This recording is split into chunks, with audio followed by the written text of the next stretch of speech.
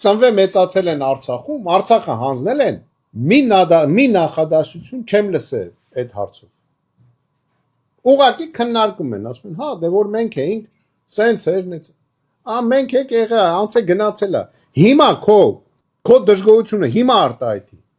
Ասա ինչ ենք անում։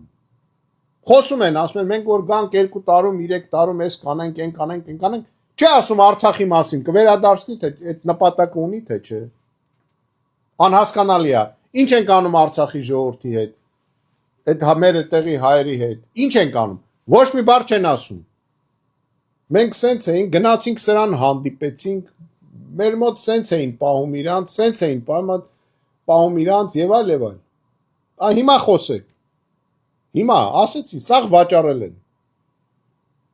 Սաղ ձեր տված բոլոր մեր երկրի ղեկավարները միջև այսօր էլ վաճառում են։ Հիմա սա էլ ուզում է զինվորական գոսպիտալները վաճառի։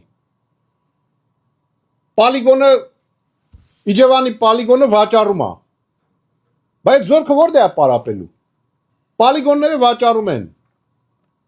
Զորամասերը վաճառում են։ Բազան, որտեղ սովետական միության ժամանակ միջուկային գլխիկներն էին պահում, հիմա կովեր են պահում։ Ասում եմ, մի օբյեկտ չկա Հայաստանում, որի վրա արժի մի հատ ռակետ ծախսել։ Չկա այդ օբյեկտը։ Դե իրանք իրանց տակը փորում են, էլի, մնում են իրանք, այդ ռակետները իրանց գլխին տիղել գեն, իրանց կաբինետների վրա։ Որտեղ ուրիշ խոցելու ոչինչ չկա։